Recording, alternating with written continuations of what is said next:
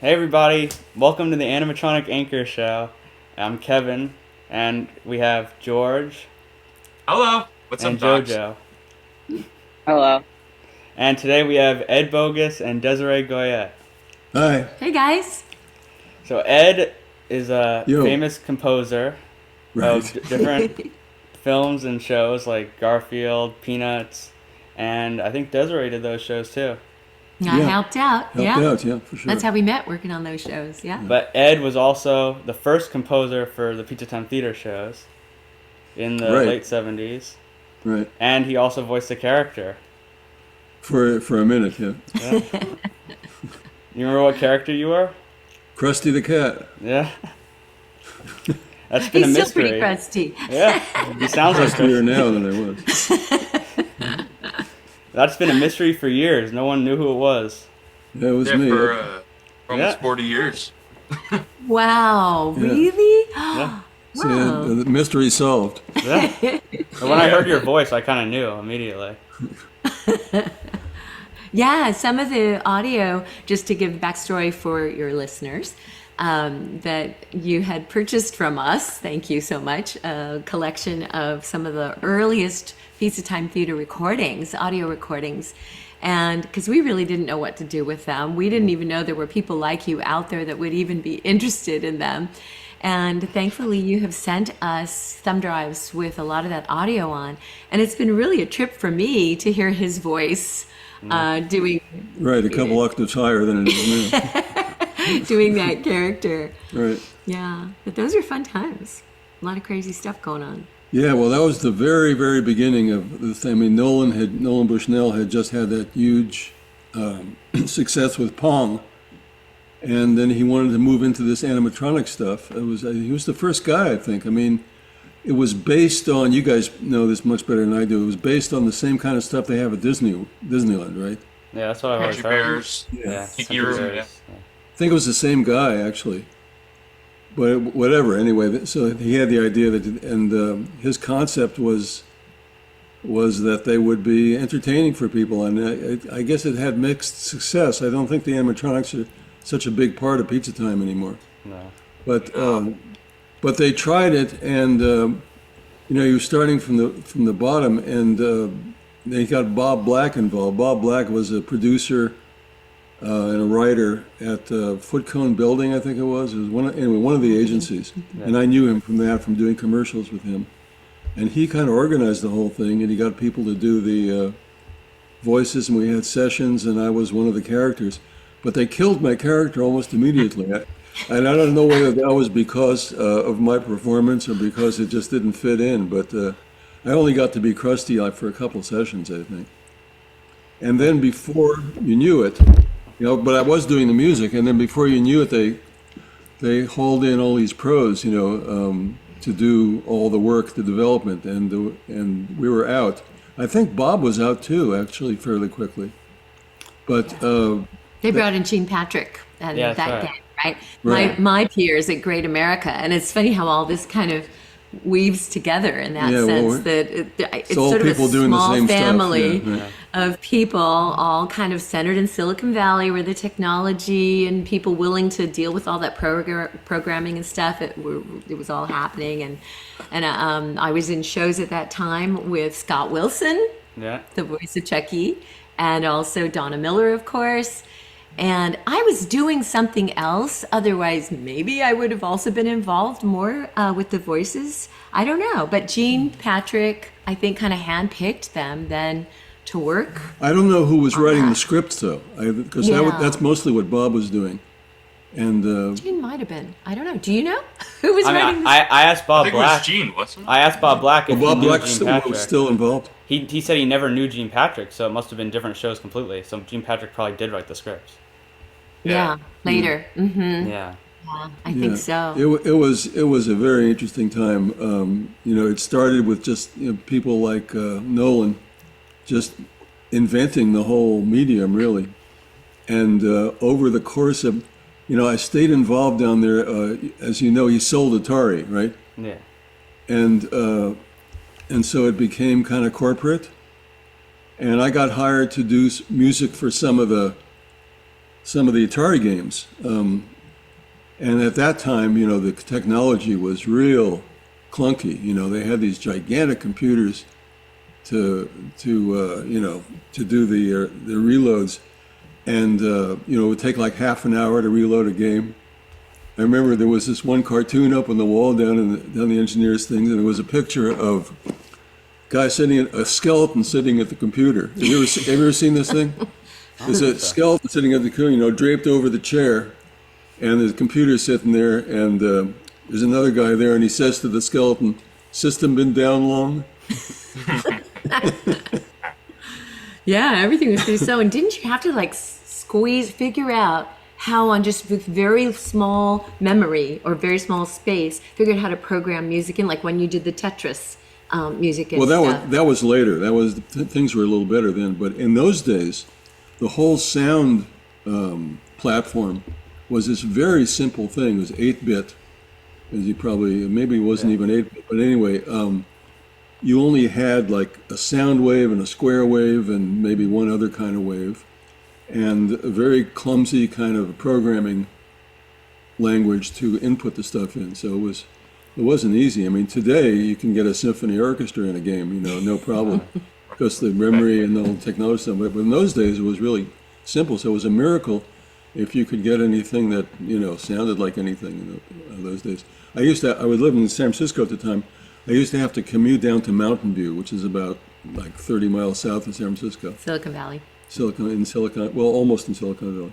And I'd go down there, and you wouldn't get very much done, because once you got something done and played it for them, then they had to incorporate it into the game, right? And now we're talking about a reload, of the thing. So you could only get a little bit done at a time. It was crazy.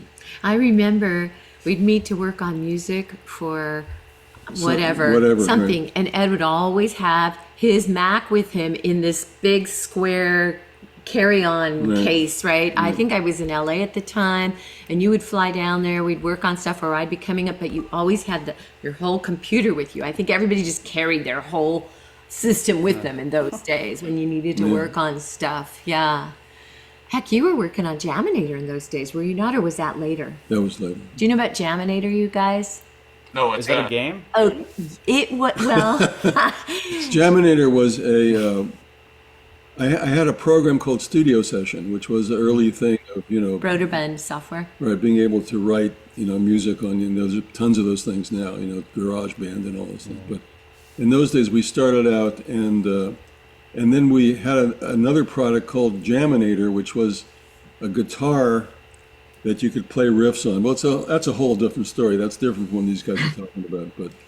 Yeah, but that was pretty interesting. And he worked with Steve Capps, who was one of the guys that programmed the Finder on a Mac, the actual Finder. Yeah. So, but that's beyond what these guys are interested in. You're right. Okay. It's easy to go down different paths. Right. Anyway, let's stick with so ask away. What else do you guys want to know? So where do we start?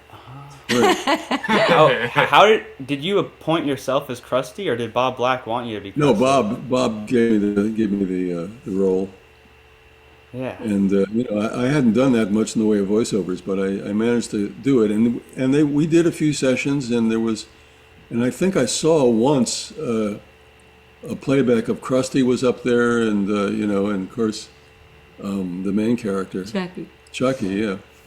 And it was pretty cool, but it didn't last very long. Like I say, I only did a couple of sessions, really. And then they never replaced the character, though. I was disappointed by that. Do we know, how long he was actually active? I think like a year. 2 years, I think, maybe. Yeah. Okay. Couple years, okay. All right, well. Because, I don't think the word is ironically, coincidentally, when we had our kids, we have twins, we took them to Chuck E. Cheese regularly, right? They had a birthday party there, and I remember my friend Donna Miller's voice would pop and go, "Oh, I know her," "Oh, there's Scott." World's worst pizza, but the games were great. Yeah. The games were great. That was a great era, when I think about. That's where kids would really hang out, either at a Chuck E. Cheese or the whole arcade scene. There was something really, there was at least community. Now, I guess the challenge is the social aspect is, all but missing. Well, I mean, you can game with your buddies online, but that physical contact, you're still sharing the same physical space and playing games together. That was quite an era when I think about it. But Yeah. but the interesting thing to me about that era was the fact that it wasn't just kids who were into these games, right? You'd get stockbrokers and lawyers and stuff like that that hustle out of their offices and run down to the arcades and spend the whole lunch period, playing Asteroids or something like that. Oh, absolutely. It was completely hypnotic. Just Very. amazing. Very. I remember going to the studio. Actually, I think when you moved it into your home, Right. we would work on a lot of the Garfield shows at a studio in San Francisco called Russian Hill. It no longer exists, but when it did, they had a game there. But then I bought that game. it was Punch Out, wasn't it? I bought a Punch Out. Do you guys remember Punch Out? Yeah. Punch Out. Yeah, I know what Punch Out is. Yeah. Yeah, Punch Out. So I had the Punch Out in my house, and I was In his determined house. to get through to the last level. I think I got there once. So we'd go to his house to record. He had a whole studio set up there when home studios were really first starting to take off, Pro Tools systems and stuff. And the guys would always, on their breaks, the whole band was in playing, like PlayStation or I don't know what. He had all these Armada, Frogger. Well, Frogger, yeah. Frogger, a bunch of other games that you guys had, and then some sports things that weren't really wonderful, but you had them Well, the anyway. tennis games. Oh, the tennis. Well, it was a long story, but Pizza Time Theater itself, they had all the games, yes, and the animatronics were there, but it didn't go in a direction where that was a big feature of it, right? It was mostly just go there and have the pizza and play the games, and it was Have a birthday party. Yeah. Yeah, yeah, have birthday it was party. big on birthday Big parties. for birthday. Yeah.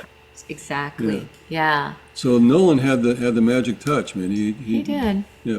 And I knew, Nolan, I think he might have been Pam Lundquist's cousin or something. Really? So Pam Lundquist was, when I was working at Great America, I think it was after I'd already been in the shows for 2 years. We were doing 6 shows a day, you guys, 6 days a week.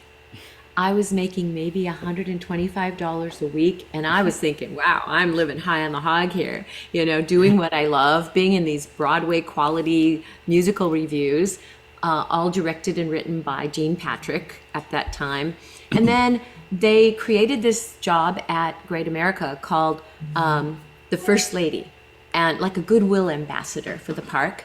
And they recruited me to interview for that position. Now it meant I couldn't be in the shows for a year. It was a year-long position, and that was really hard for me because I so loved doing the shows. But I thought, well, I could learn a lot because what they had me doing were all their radio interviews and television interviews, and I learned a lot about PR and all that stuff from that experience. But where was I headed? But it was also during that time that I learned that. So my immediate boss then in the marketing department was this Pam Lundquist, and she was affiliated with Nolan Bushnell. And Pam's husband, Bob, helped develop all the arcade games at Great America because he worked for Nolan. Do you remember those rocking horses we did for Bob Lundquist? Sure. Yeah, that didn't never went anywhere. We did these musical rocking horses. We were each given one. One had his Yeah, voice in it, one had my voice There in were it. so many iterations, so many ways of trying to incorporate the technology into toys and into entertainment. Yeah, And not all of them by any means were successful. yeah, But that's true. so what aspect of the history of it are you guys interested in bringing back to the public? The animatronic shows mainly. Right. Yeah. And Yeah. how far did they go with those? Did the shows get really good, or what happened? Well, they're still around. Yeah. Yeah. Oh, right. You mean, but is it the same kind of stuff it's always been, or have they It's made kinda- it?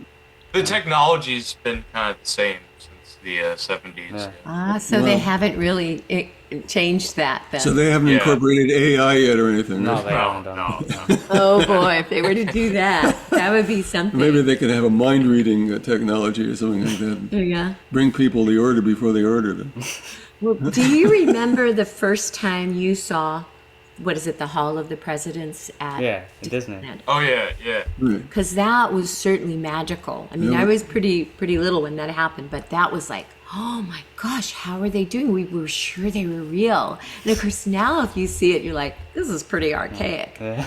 But I think Archaic. Yeah. archaic, very good. But yeah, so I guess it's been, our kids are now like in their early 20s. So it's been a while since we've been back to Chuck E. Cheese, but it's really still happening, huh? That's great. That's great. Are you guys by the one, the 3-floor one in San Jose? No, but was that probably the first one, maybe? It's the main one. I don't think it's the first, but it's Were they early doing one. recordings down with Grady at Tiki Sound Yeah. at some point? Yeah. Yeah, I remember Grady. I remember Tiki Sound because now I'm from San Jose. He's not. So for him, it would have been a commute if you were going down to Tiki Sound at that time. But so I remember working there, and Tiki was like, that was the place. That was the hip happening little studio where a lot of these things were getting developed. And Grady was quite a character. He was the main owner, I think, and engineer there. And what else do I remember about those days with Tiki? Guess that's it. Let me ask you guys something. We're interviewing you. How is Pizza Time doing as a business now? Is it peaked or? I think it's good. definitely peaked. They just got out of bankruptcy in 2020. Yeah. They survived. But They my survived, gosh. okay. Yeah, but the ownership, who knows who it is now, right? it's changed so many times. Yeah. We can make it work, right? Kind of thing. Yeah. Rescue capitalism. So, Scott Wilson, who voiced Chuck E. Cheese, first of all, he just was this amazing talent, quite unique. So when we were in shows together at Great America, he really was a character. A lot of us were musical theater, fine, decent singers, some of us really, really good singers and dancers. Scott came in and he just had this quirky personality. He didn't necessarily fit the mold of your typical musical theater guy. He was just hugely talented. He was really gifted at doing impressions. And I know that that's why Gene cast him in our shows, because that particular year, I think the first show that I was in with him was a show called The Silver Screen. And he played Charlie Chaplin in the whole in a big number in that, where he'd go out into the audience and he was Charlie Chaplin. He was amazing in that role. And he is a person that fully committed. He would jump in with both feet, didn't care what anybody thought about him. He was very unself-conscious. And I know that was the quality that probably landed him that job as Chuck E. Cheese. And that was a big role for him. He's a good guy. I don't know how much interaction you've had with him. Well, he introduced you to me. Oh yeah, that's right. That's right. Yeah, very talented. I was talking to him about Tiki Studio. I was asking him how the recording sessions were, and then he said, I was asking wonder where I could find the original shows and the audio, because I knew Grady didn't have it because I already talked to him. And then he said that you had them. He said Desiree Goyette has a couple of the shows. That's so really? funny. Yeah, and who knows, more might surface. Yeah. We have, and you're welcome to come out and visit us, and you can help me go through my whole storage unit. You guys, come on out. You can stay with us here in the woods and go down memory lane. Maybe you'll find something. And where we can go to Chuck E. Cheese a couple times. Yeah. The one that we took our kids to was in Daly City or Millbrae. San Bruno. So that's kind of near the airport, San Francisco airport. Is that still there? I don't know. Yeah, I don't think it is, actually. Didn't have Spider Stomp in it, that one? Oh. I don't know that I think I would have remembered that. Yeah. I don't think so. Yeah, I've seen those around at different Chuck E. Cheese. Just some the older the arcade, right? Then you might see it. It was sort of like Whack-A-Mole and DDR combined, right? Yeah. Whack-A-Mole with your feet. Yeah, Definitely. kind of like Dance Dance. Yeah. Yeah. I'll throw this in, you guys. I did a lot of game music Yeah. in those days. My big credit was Tetris. Oh, yeah, wow. Oh, cool. Yeah, I was the one who put Russian music in Tetris. That's my legacy right there. Wow. Yeah, I know that theme. Yeah. How does it go?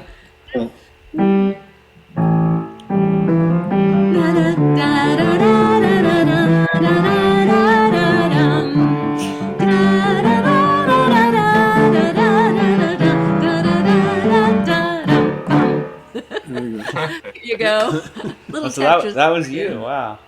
Yeah. Right. I don't even think I My knew background that. is Russian, or Ah. Russian Jewish, so Yeah. so I had those things. I got to meet the guys who made Tetris. That was another story. Well, that's a whole different thing. Anyway, yeah. So look back on Pizza Time. It was very promising. We thought it was going to be actually more than it was, but it had its own interesting history. It was big for a while, and then. I mean, and it was huge for a while. It really did well, I think, initially. Yeah. At least it was certainly Yeah. on my radar. People loved it. It was novel. They could bring their families in for birthday parties, and you had that entertainment. And at what point, because you guys know about this stuff, at what point did Nolan sell it? I think it was Did 84. he sell it when it was up, or did he sell it when it was fading? When it was bankrupt in Fading, 1984. Yeah. Yeah, and he sold it then, I think. Yeah. He might have actually resigned like a year before they went bankrupt. I'm not sure. So he stayed a little too long, huh? He jumped ship, I guess. Yeah. Now, you guys, when did you get involved with Chuck E. Cheese? Did you go as kids then? Yeah. And I- come Yeah, back yeah, I with did. them? Yeah, me too. And you'd hang out there, and you just thought, this is cool. We want to. At what point did you become aficionados of? For me, probably 8 years ago, like 2016, I used to go a lot. I was 11. And, wow. And in Funny 2017, they had an anniversary show, and they played audio of Krusty talking for like 5 seconds. So Ed was talking right. in Chuck E. Cheese. There you go. again. Where was the Yeah. anniversary show? What was this on? Like, It was in the stores. If you go in, they would play a bunch of different stuff on the TVs. And one of the things was showing one of the original stores. And it had Krusty for a few seconds saying, like, Chuck Right. E. Cheese's theme song. And then it played the theme song from 77 or whenever that was. wow. Really? I wonder what that song was. I wonder if I wrote that. It was when you're in for a real good time. Yes. Yeah, that was you? That was yours? Wow. I have no memory of what that song was, but that rings a bell. Yeah. Well, I mean, you at least sang it. I didn't know if you wrote it. Oh, Right. yeah, you probably did both. Oh, wow. I would be interested in hearing that. You guys don't have it. I do. I have It's on it. YouTube. Yeah. It's on YouTube. It's on YouTube. What is Yeah. it? How do you get there? Just Krusty the What's it Cat called? singing When You're Isn't In, it just You're the In. Pizza Time Theater theme song? Might Yeah, just be the Chuck name E. of it, Cheese's though. Pizza Hut Theater. I'm real interested in that. That would be great, man. I had never thought about that they might have kept the original song. Well, now, you guys, were you recording when I was talking about spider stomping? Probably not. So if you want me to... I think I was, but it was before we did the introduction. So Yeah, you could yeah, probably say before. that. Oh, so you've got that. You can pop it in. Or I could however edit it you in, want yeah. to. Yeah, awesome, guys. I love seeing that spider stomping thing there. It's like, wow, flash from the past. That was so much fun to do. I had a conversation this morning with Gary Parks. Do you know who Gary Parks is? No, I I don't. don't think so. Nah. He was the artist that designed all the characters on Spider Stomping, all the graphics. And I remember seeing for the first time the drawing of what the queen spider looked like. And that voice just kind of came out of me. Like I had no idea. I'd done Betty Boop before, and I'd done a lot of work by then, because I think it was in '94 that we did Spider Stompin'. And it was the first sort of arcade game I'd done. Actually, I think it might have even been the very first video game of any kind that I had done. I had moved back up into the Bay Area, Silicon Valley, the hotbed of all the arcade games, and at that time a real burgeoning chip development with sound and toys and all of that. And so I got in early on getting to do the voice work for that. But I called Gary this morning because I couldn't remember much about how I even got involved with Spider Stompin'. But that character just inspired this voice. I've never done that voice for anything else. I don't know where it came from. And when I hear it now, it just cracks me up. Like, I don't know. Have you ever heard that voice? No, never. It's pretty crazy. It's like spin, you spiderlings, or something like, what? Hello? Some funny, funky voice that I I've get. seen that game before. At a few arcades. Well, we were just at Hershey Park and it was there. That Oh, is it's so true. cool. Does it still work, do you Yeah, think? I bought a Yeah, play that's card a just so I picture could of do it. it. Yeah. That's great. Well, Jeff Brown was the creator of it, and we had all known each other through church events. We went to different churches, but there were like these conferences and things, and I guess we all sort of interacted during that time. So when they were developing this game, they just said, "Oh, maybe Des can like do the voice if she'd be willing," and I was thrilled to do it. It was really fun, something totally different than I'd ever done before. So yeah. Well, let us know if there's anything else. We're obviously happy to talk about any of it, but we don't want to get too tangent, whatever the word is, off on a tangent for you. I have an anecdote I can tell you. It has nothing to do with Pizza Time Theater, but it's amusing, I think. Okay. Sure. Right, so there was a pool hall in Berkeley. Okay, I've never told anybody this story. It was a pool hall in Berkeley, and there was a game. I think it was Asteroids. Not Asteroid. You know what space Armada? Space Invaders. Oh, Space Invaders, yeah. Space Bears, yeah. And I was completely hooked on Space Invaders, right? So I would go into this place and I'd play Space Invaders, at random times during my life. And I was there and I was playing Space Invaders. I was bent over the thing, and the next thing I knew, some kids picked my pocket, grabbed my wallet, and ran out of the store. And and I tried to run after him. I couldn't catch him, and so I'd lost my wallet playing Space Invaders. So I went. I called the cops, and I described to them what had happened, and the cop said, "Well," he says, "we found a wallet that's like you're describing, but there's nothing in it anymore." So I went down to or the cop came to me, whatever. Anyway, I went to him, and he gave me the wallet back, and I said, "Geez," he says, "Well, don't feel too bad." He says, "There are plenty of people like you acting the fool, playing these things, and the kids just come and swipe your wallet." So I bet there was an increase in pickpocket during that era. We're sitting there, we're sitting there going, bing, video bang, game, boom. and people can just grab your wallet. Oh my gosh, that's a business model. Acting the fool. After he said acting the fool, he said, "No offense." He was right. No, oh he was, my he was gosh. absolutely right. So you heard the one I emailed you, right? The radio jingle where you're Chucky? Yeah. Where you're Chucky? Was that Yeah, me? Ed's Chucky. Yeah. Really? Wow.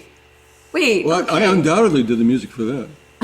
I don't know if it was a demo or not, but it's Ed doing Chucky's I'm voice. sure it was a demo. Yeah. Well, Yeah. we're going to just have to listen to those Right. things now with a different ear. We kind of like, okay, that's somebody else. And, No, it sounded like me. wow. All right. Okay. Well, that was a brief but spectacular career. Any other questions? Anything you else guys? we can? So remember for you? were all of the voice actors cast by Bob Black? Was that all Yes. him? Yeah. Yeah. That's what I kind of because figured. he used the voiceover actors all the time for commercials. Yeah. The early ones, yeah. I mean, that was his job. Right. But once Gene came on, I think that's when Donna and Scott and all them came. Right. They were all just working, all kids. We were all just kids working at Great America. So, yeah, it was a big break for them. Yeah. I think Scott started out as Mr. Munch, which was the character that replaced Krusty. That's true, yeah. Yeah. Oh, oops. Mr. Who? Munch. Mr. Munch. Munch. Yeah. Mr. Munch. The purple monster. But some Oh, of the yeah, tapes, yeah. some of the tapes from you guys have Munch on it. So I don't know if that's Scott doing Munch or what. I don't I know. don't know. If Gene Patrick were involved, I don't Yeah. think it would be Scott, but I don't know for sure. Scott would know. Yeah. Yeah. So you need to interview him. Yeah. For At sure. some point, hopefully. Yeah. We hope so, yeah. I'm sure he'll say yes. Yeah. Yeah. So are you guys going to do a book or a video or a podcast? Or what? Podcast. Podcast, yeah. Yeah, we're doing podcasts with. We're video going to right upload now. these on YouTube. Yeah. Has it been out for a while? No, They we're just starting started. it. Just Yeah. starting. Yeah, just start, yeah. It's our honor. This is like Oh, their that's right. first. We're one of the first ones. Yeah, I hope it comes out okay. Well, you're going to have to think it will. heavily edit this one. I think it'll come out good though. Oh, Good, good. I'm Yeah. glad. We're All uploading right. this on the anniversary of Chuck E. Cheese opening, is that right? Nice. Cool. Oh, I wish that we knew like one of the songs really well because we could play it and sing it, and Yeah. then they'd have that as a Yeah, button. it's lost in the sauce. Oh man, another time. What was the first year? 74, you were saying? 77. 77. Right. That makes 77, sense. Yeah. Yeah. Right. Yeah. 77. Right. We were at Great America. 78-ish or 9 would be when Scott and Donna started doing them, or 70, maybe it was 77 or 8. Yeah. Yeah, anyway. What else did Nolan do, man? He did Pong, he did Atari, he did Pizza Time. I wonder if he had any other brainstorms. He did some toys for a while. Well, I in was the going to 80s. say, wasn't the talking, wasn't Tickle Me Elmo or not? Not I one don't of know. his. I don't know if that was Nolan. I don't think that was. He did these he did a talking teddy bear that imitated. Oh, Teddy Ruxpin. Yeah. Did he Teddy do- Ruxpin. Yes, did he that do was his. Teddy Ruxpin? Yes, that was what I was thinking Wow, of. another big hit. For It him. was Teddy Ruxpin. I think Yeah. he competed with Teddy Ruxpin. I Oh, think he made his own. so it wasn't? A.G. Bear. That's what I've heard. Oh, okay. Well, we're wrong about that. But Teddy Ruxpin was Yeah. a big deal. Yeah. And then I did a prototype for the Tickle Me Elmo. I did a fake Elmo's voice for a prototype for Oh, that. yeah. Those were all happening around the same time. Yeah. Yeah.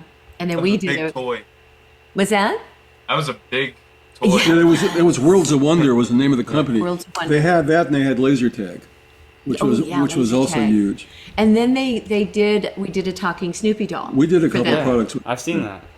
Yeah, you have? I hope it's a collector's she wrote all the item. I music for have that. that. Yeah, I did a bunch of music for that. That was fun. It was all over one summer. I was writing 5 songs a week through the summer, and then they were recorded, and we did those. And that was, I think they were kind of trying to fatten their portfolio at that time, because then they this cut and run. That was not a good story. This is a story that I probably get sued for saying this. But, Uh-oh. Look out. okay, so Worlds of Wonder, right? Worlds of Wonder was his company, and where was it? In Fremont, something like that. Yeah. Yeah. Anyway, so they had laser tag, which was gigantic. Gigantic. And they had Teddy Ruxpin was and then they went into this thing when they started loading up on toys, and I had a couple of toys in there myself. Come to Life books or Come to something? Life books and Jaminator actually. Yeah. Anyway, the story is this: it was a scam, because what they did was they built up the portfolio, and their stock went through the roof. It was started at 10 and went up to 40 something, right? You got Snoopy in there. They got Snoopy in there and say, we're going to do this, we're going to take over the world. And then when the stock was at its highest, guess what happened? The guys who ran the company sold all their stock, just dumped it, because they knew that the toys they were bringing out were impractical. They were too expensive, they wouldn't show a profit, that kind of stuff. So they made a fortune, and the stock went down became a penny stock. Wow. So tons of people lost all the money that they invested in Worlds of Wonder, and somehow they got away with it. Wow. Yeah, I knew they weren't Wow. long lasting. I've heard of World of No. Wonder, and they went out fast. I No, didn't no, know they the said whole they story. sank the company. They sank. They, Wow. it's like the Trump stock. Yeah. Let's not go there. No, it's not good.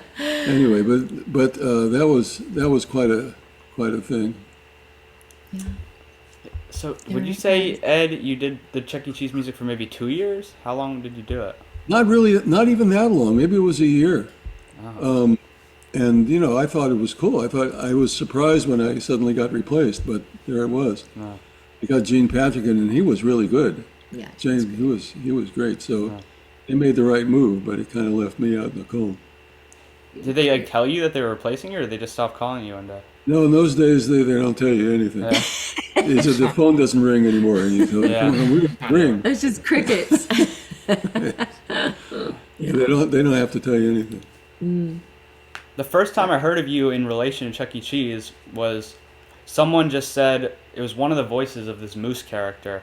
He said he flew out from Texas to California to record a session. I think it was at the Wally Hyder studio. Hiders. Yeah. Right? Yeah, And- that's where I did my recording. He didn't remember who did the piano, but he said whoever it was did something with the Pointer Sisters. And then, Yeah, that was me. yeah, Yeah. that would have been you, because you did something with the Pointer Sisters, right? Was it- Yeah, that was on Sesame Street. Yes. Do you know, it's a famous song, the number song. Yeah. 1, 2, 3, 4, 5, 6, 7. 1, 2, 3, 4, 5, 6, 7, 8, 9, 10, 11, 12. Yeah.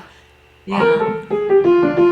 Yeah, in the first year of Sesame Street, okay, before they got ramped up, they they sent out the stories all over the country for people to produce, because they didn't have it set up yet.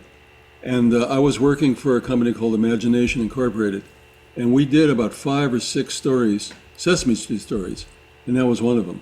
And at the time, I was in the recording thing. And the guy I was working for, Walt Kramer, he actually wrote that tune. I just did the arrangements. Yeah. And so they came in the studio and they did it. And then that turned out to be a big hit. Relatively speaking. But then about the second year of Sesame Street, or more than that, they started taking it all in-house. Yeah. So we You got what Joe Raposo or whatever. right, Joe Raposo didn't, so we didn't get to do it anymore. No.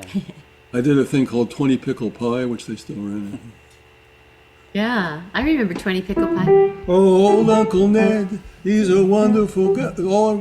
Is a wonderful cook and an all-around wonderful guy. And one of the things that he likes the best is a thing called 20 Pickle Pie. I remember that one. Anyway, yeah, those are the days. None of us knew, of course, what was going to be a hit, what was going to last, what wasn't. But we just did whatever came along. Yeah, musicians, we kind of just have to take whatever job comes. Right, I'm still waiting for the That's phone. how you make a living. It was for me. It's been a combination of live performance, voiceover jobs, teaching, right? And when I was in Los Angeles, I was doing a lot of voice work, and then I got to do tons of toys once I came up to the Bay Area. Probably 100 toys for Fisher Price and VTech. I was the voice of Barbie for a while, and not on screen, but for a bunch of toys and software things. It was so fun. I even did Dora in a couple of toys, and then I did a turn as Taki in Soul Calibur. So a little bit of this and a little bit of that. Didn't you do the leapfrogs too? Oh, tons of leapfrog toys. Yes. Yeah, I had a bunch of those when I was a kid. Did you? Yeah. So did my kids. And what was really crazy? People would bring them presents, like for their birthdays and stuff, and it would be some leapfrog toy, and they wouldn't even know it was my voice in the toy, right? Yeah. And when I remember the day that our daughter one day just kind of was like pressing a button and said, "Mom, this sounds like you." I'm like, it is. And even in their cribs, there's a Fisher Price toy. It's like a standard baby toy. It looks like a little keyboard, and they hit it with their feet, and it makes little sounds and has little voices. And that was me in that toy. And I did the caterpillar, which was a lot of fun because I did the counting pal and the spelling caterpillar, I think. And you'd press different feet on the caterpillar, and it would give the letter names. A says a and a. Well, people had a lot of fun with that because they learned that just by using the phonemes, they could say some dirty words. Yeah. Like, so they could go f-ka, f-ka. And so Leapfrog suddenly had to modify it so that if they tried to put the f next to the ka, it would go f. Oops, no, that's not quite right. Or something I know like for a fact I remember doing that. Absolutely, everybody did. Everybody was doing it. First thing they would do when they picked up the toy. Do you guys remember this? There was a watch chain. I mean, just a little. Am I saying that right? Stopwatch or a... No. It was like a like a thing that you used to open your car. It had 4 buttons on it. Oh, a key fob. Key fob, and somebody put out this thing, which I think it had 4 or 6 buttons, and each one had a swear word on it, And I swear, even like the studio I was working on, they would see a guy in the corner, one of the engineers and the assistant engineer, sitting there endlessly pressing these buttons, hearing the word and laughing, and then waiting a couple of seconds and then pressing another button.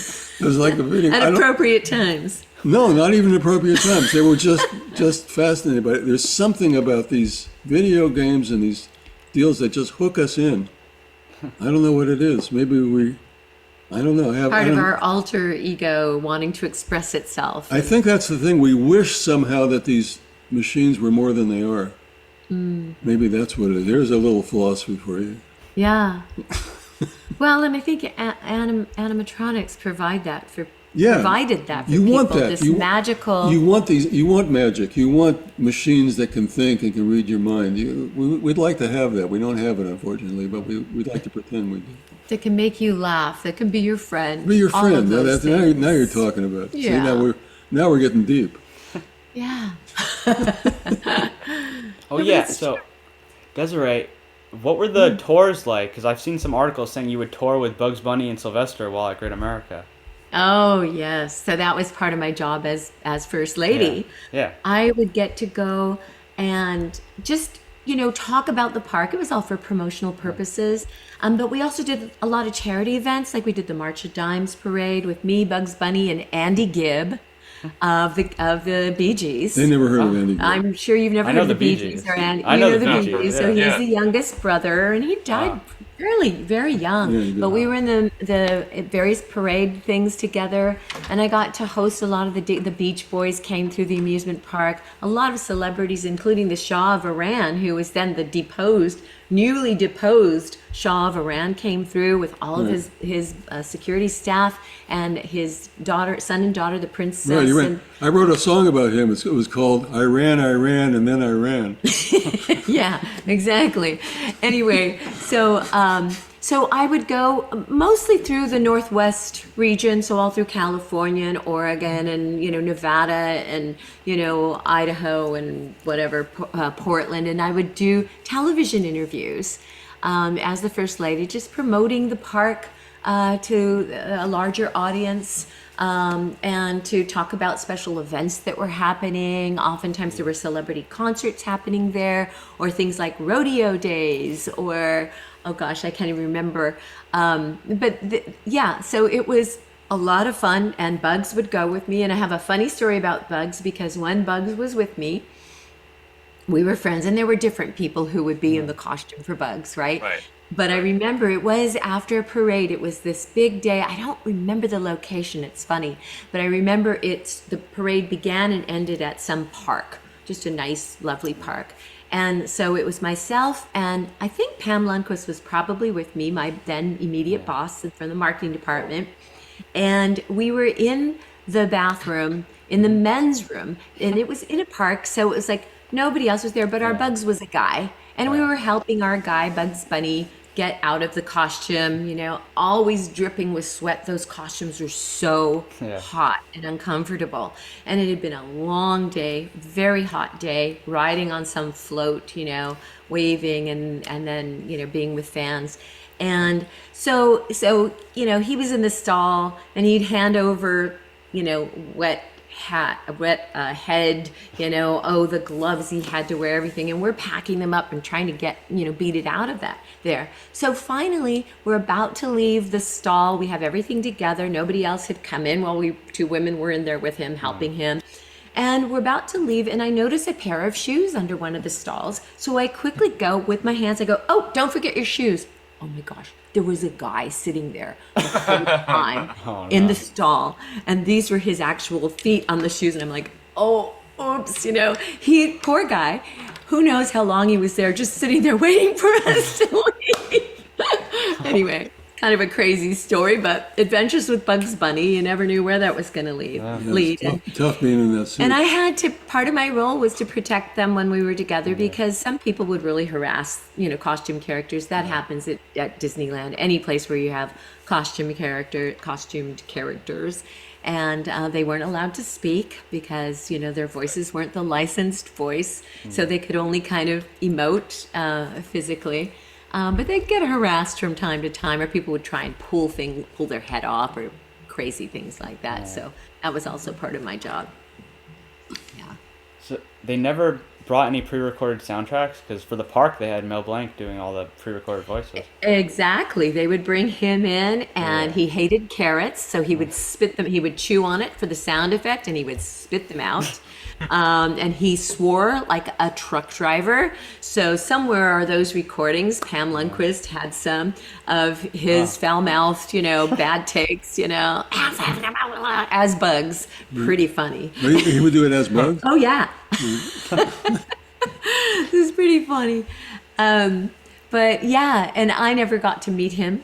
But I know he was an amazing talent, and the man of 1,000 voices. Right. It took many voice actors. Frank Welker can do a lot of the same voices that Mel Blanc did. Yeah, but anyway, yeah, those were great days. No, they wouldn't take the soundtracks with them. Road, no.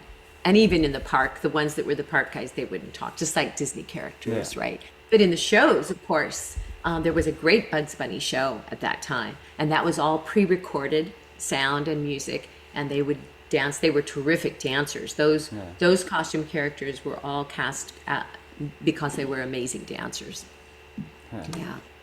Yeah. Was that Dave Wallwick's job? Was he a costume performer? Because I've talked to him a lot. I don't even know what his position was. Was he? I'm not sure what his first job was there. Yeah. That's an interesting question. I don't know.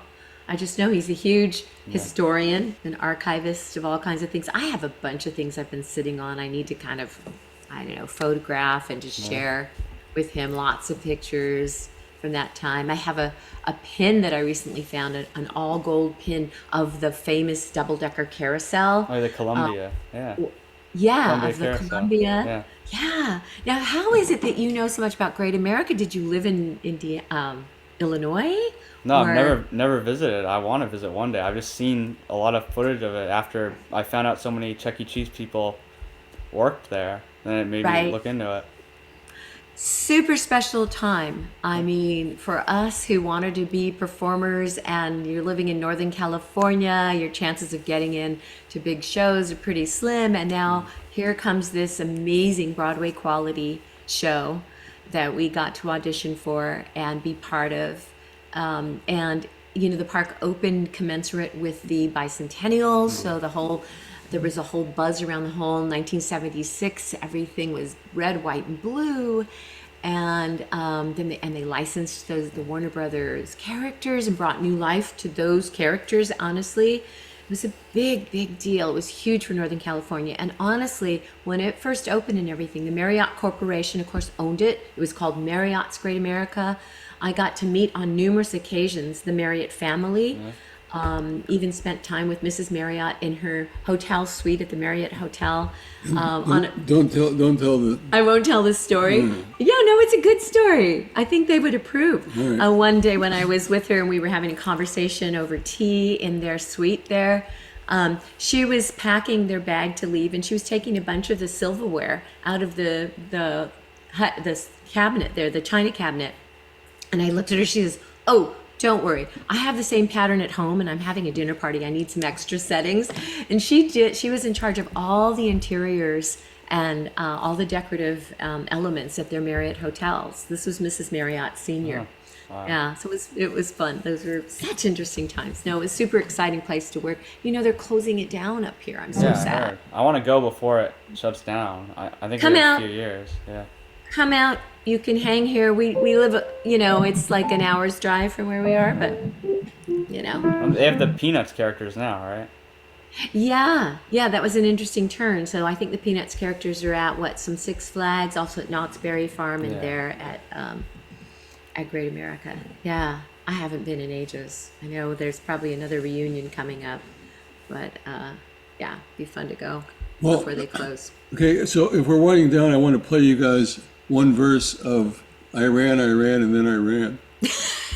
And they can cut it out. And you can cut it out. Or keep it.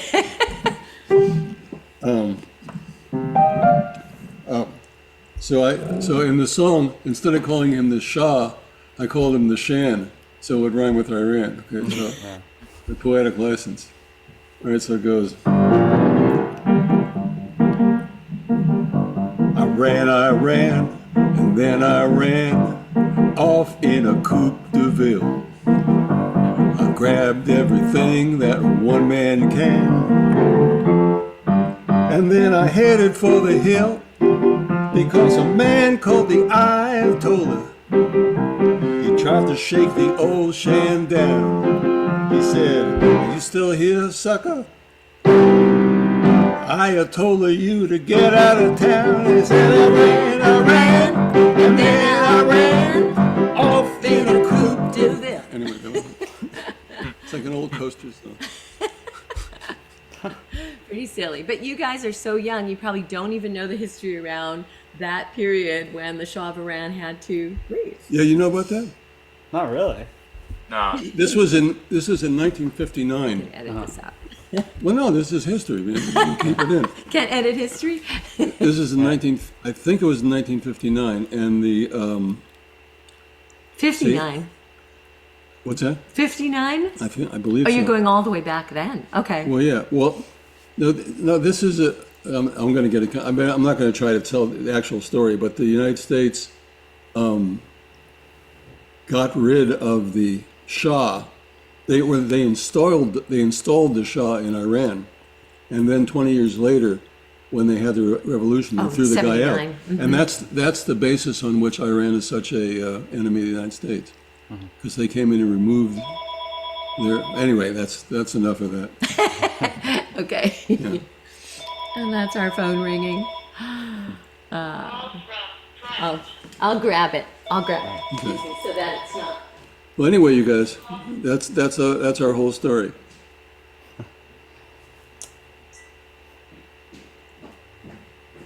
What's it? It's a sales call. So we can do a nice sign off so you have it. Unless you have another question. Huh? Our light is coming through the skylight here. So. Oh wait, Desiree, you should do the spider stomping voice one more time so I could have it after the introduction, so it'd be easier to put Let's on. see. Spin, my spiderling, spin. Something like that. It was sort of like, hello. Yep. Do the beginning of the Pledge of Allegiance in that voice. I pledge allegiance to the flag of the United States of America. Whoa! There you go. So Phyllis It Diller. was some really crazy voice like that. And I was originally going to ask Ed to do Krusty, but he just sounds like Krusty. That's his speaking voice. That's my voiceover talent, is to sound like myself. It's the same as the guy who did Garfield's voice, Lorenzo Music. That's his voice. That's his voice. Yeah. He had no Wow. other voice. Yeah. Yeah, he was on the Mary Tyler Moore show. I think he produced it, and he was Carlton the doorman. Mm-hmm. And it's the same voice as Garfield. It's exactly the same voice. It's sort of deadpan, Yeah. flat voice. Yeah. Anyway. I could hear a little bit of you in Spider Stomping, but not really. A little. In my speaking voice, I know. It's like, hello, where is it? Yeah. I have to modulate it to Yeah. make it. Yeah. So, Betty Boop is probably a little easier. Although it's still not, well, it's kind of connected to my voice. And Normal. Normal's very similar to my normal voice, which is pretty annoying. I can say that. When were you Hey, Betty Steve. Boop? Oh yeah, Oh. normal. Oh, you knew where I was going. Oh, I don't do Betty for just anybody. Oh, yeah. Oh, I wanna be loved by you, just you, and nobody else but you. Oh, I wanna be loved by you alone. Oh, boop, boop, ba-doo. So that was Betty. How did you get to do Betty Boop? Was that like the 80s when you did that? So it was, No, the and 80s. I knew that I was slated to work on the music for it. And so I was sort of had my music director's cap on, and there was a big audition being held, an open, what we called cattle calls in the day, where they'd advertise it in the in the Hollywood Reporter and the Daily Variety, because they wanted to make a publicity thing out of the new voice of Betty Boop, the casting. And the casting was taking place at the old Gold Star recording studio, which is where Cher recorded. In fact, in the bathroom, there was a sign over in the women's room, a sign over the toilet that said "Cher sat here." And I think the Shirelles, lots of a lot of groups people, yeah. recorded there. It was a very famous place. Anyway, I was there to play the piano for everybody who was auditioning for The Voice. And in Hollywood, especially in those days, when you learned that there was an audition coming up, everybody would show up, even if they didn't know who Betty Boop was or what she sounded like or anything. They want to be heard and seen, right? They want to meet the casting directors. So this was a humongous line out the door, wrapped around the block. And they would come in, and some of them certainly knew what they would, and they had a little song to sing and a little script they'd have to read. But a lot of them would come up to me and go, "What does she sound like? What, you know?" And I'm like, Well, it's sort of a Brooklyn. You kind of pucker up and then squeak a little. and I kept kind of doing that for them because I had done Betty from the time I was a little girl. It was more like I was doing an impression of Debbie Reynolds in a famous movie where she does that voice. I think the movie was called Three Little Words or something. Right. And I would go around singing that little song and copying it and didn't think anything of it. And so finally, about, I don't know, halfway through the big long line of auditioners, the then head of specials for CBS, I think, Fred Rappaport, I think it was, pressed the talkback button from the studio and said, "So Des, when are you going to audition?" And I said, "Oh, well, you know, I don't really do a lot of voiceover work. I'm not." He goes, "I want you to try out, you know." So then I did, and I ended up getting the thing. And then I went, when you talk about going on tour, I went on the road for, oh gosh, I think a whole year practically as Betty Boop. And that was a lot of fun. I did late night shows and morning talk shows as Betty. It was a crazy time, but yeah, a lot of fun. That was 1984. And I actually did the music for that. Yes, right? and then he ended up doing the music for it. Yeah, we worked together, but you did like all the line share and all these amazing arrangements because tried to be in that time period. He did like these 20s, 30s kind of orchestrations, which were really cool. Yeah, I really liked this. That was a really fun show to work on, definitely. We ought to look at that show. Yeah, we have to look at it sometime. It's been Did you see years. they're doing a new Garfield like movie? Yeah, I heard about it's a whole industry now. I saw on one of the streaming things they have like the Garfield thing, and there's movies and other series. So our thing was the original thing, but it's like buried in the. I know, just very the old one. But we did like It's just 100. like Chuck E. Cheese. We did all the primetime specials, and then we did 120 21 21 or something Saturday morning shows for Garfield, and 125 Charlie Brown and Snoopy shows. Not that The many. Saturday morning, wasn't it? No, 100 it was just 2 years. Really? Yeah. But it Yeah, seemed it's like so many it's like episodes. 20 something. I know it seems like a lot. Wow, seemed like an eternity. Were you normal from the beginning of those Garfield characters even having Yeah, she's the voices? original normal. Yeah. Jim Davis, basically, we had become friends working on the first primetime special. So Here Comes Garfield. You know, I had written So Long Old Friend when I was out camping with my family. That was the first time I read, you know, I'd been reading the books that had all the strips in them, you know, and that just came to me. I wish that I could see you once again. Yeah, that was, And then the original Garfield theme song. Do you remember how that goes? Sure. You had fun doing that. Well, he's a fat cat, a cool cat, nobody's fool cat. Well, look out, 'cause here comes Garfield. Never keeps still. He's too hip, he likes his catnip. But look out, 'cause here comes Garfield.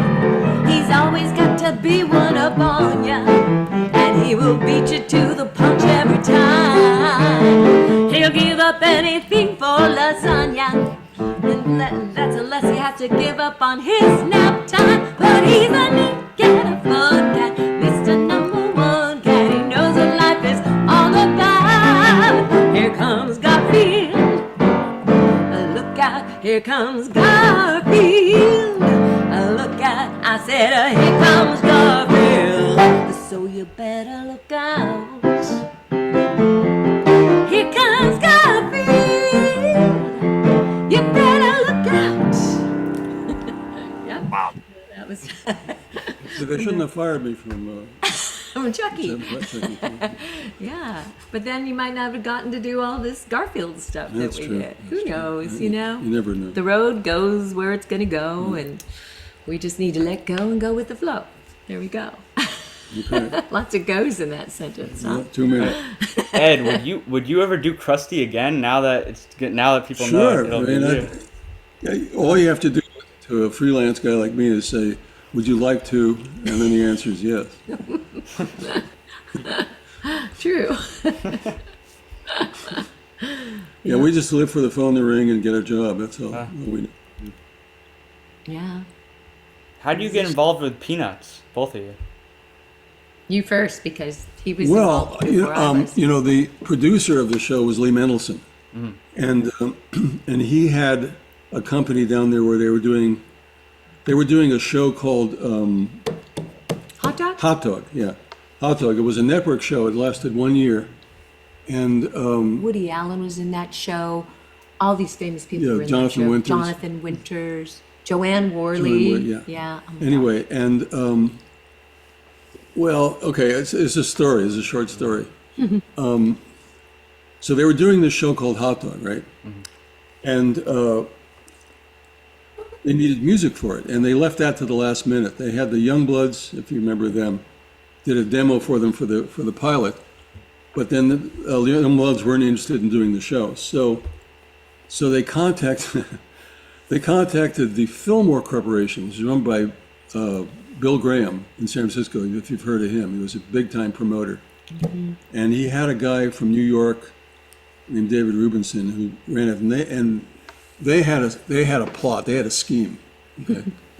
And their scheme was that they had all these demos that they'd been auditioning rock acts for. They said, here's what we're going to do. We're going to just, fool around until the last minute, and then we'll just give them all these demos that we've done. They'll use that, and we'll make all this money. And I was supposed to facilitate that, right? Because I was working for Rubinson at the time.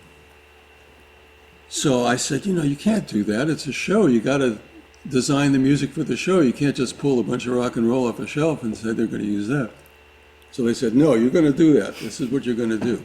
So I couldn't do it. I just couldn't bring myself to do it. So I figured out a deal. And I said, here's what we're going to do. I'm going to do the music for the show. We'll give you, Fillmore Corporation, the publishing rights, so you'll make money, on the shows, but then I'll get to do the music for the thing. That's what we're going to do. And I went down and explained to the director of the show, a guy named Frank Buxton, that's what we were going to do. Well, they weren't happy with me, so this was it got kind of dangerous there for a while, but that's what ended up happening.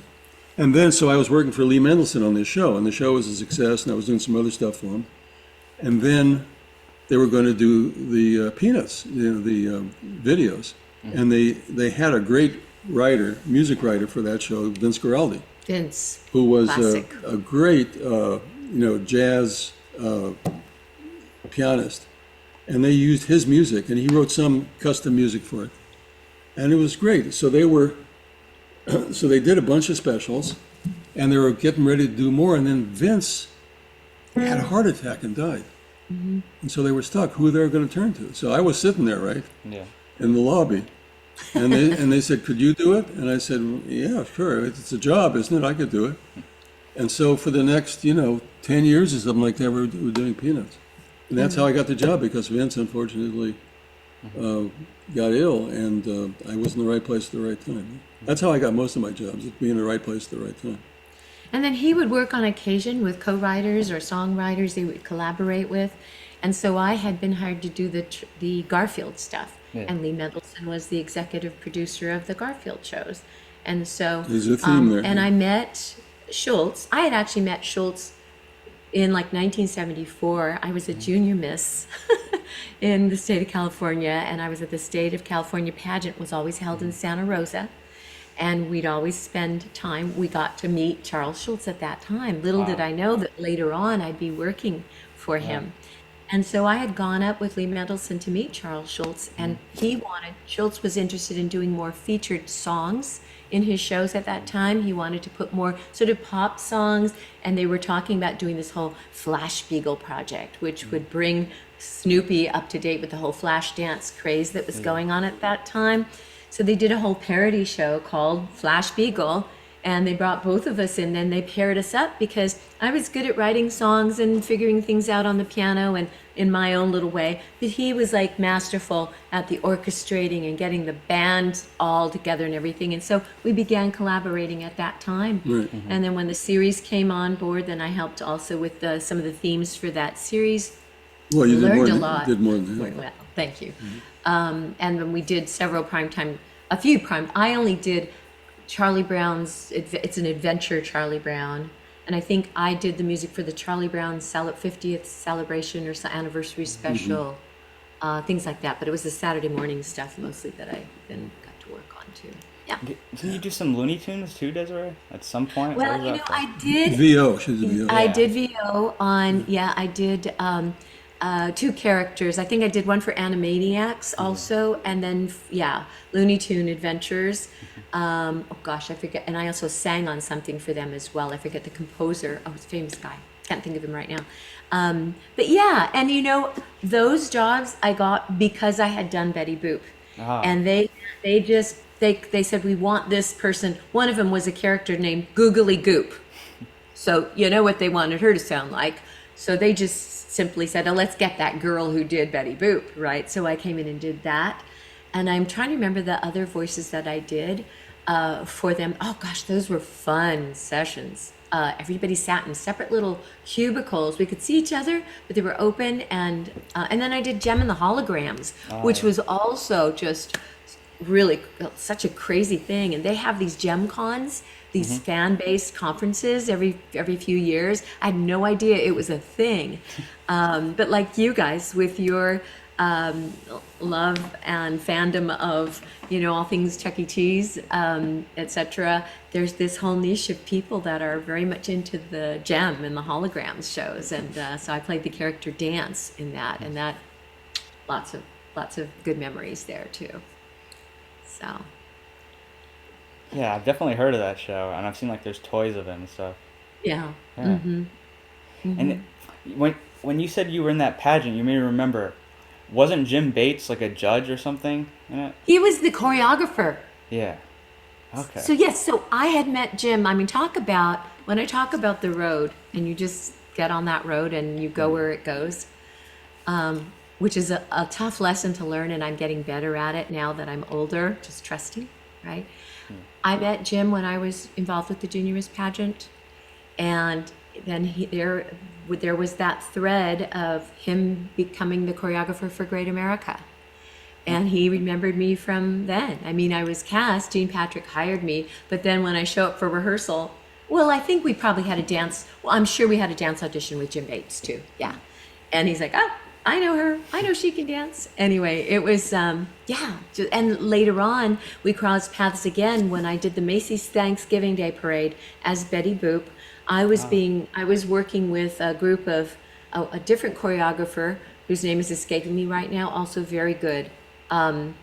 Anyway, I was in an adjacent studio in New York working on my choreo for that, to Jim Bates working with Marie Osmond in the very next room. And we talked at that point too, and I got to meet Marie briefly during that moment too. So, yeah. Yeah, wow. Don't get us started. You've already gotten us started. Yeah. Save it for other podcasts. Now's the time to get us to shut up. Yeah, I think that's true.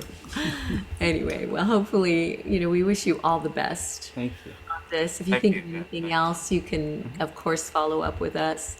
And I think you have more than one podcast here that you can put together, but... Probably. Yeah, probably. We've been doing it. I don't even know when we started. It's the time now. An hour or two ago. Yeah, here we are, almost 2:00. Yeah. Well, good luck with everything, you guys. Nice to meet you, George. Yeah. Good luck. And Nice to to meet you see as well. Kevin. Yeah. Yeah. Good to see JoJo. Bye, JoJo. Bye, guys. Have Bye. fun It was with great Nice having to you. meet you. Take Yeah. care. Thanks. Thank you. It's been an honor. That's all, folks. Oh, yeah. Wait. I'm a Porky. Oh my gosh. You Oh, you're Porky Head, yeah. Yeah, I forgot about that. Oh. Yeah, I got a Porky from Great America off eBay just yesterday. Wow. That's crazy. I almost forgot to show you. Yeah.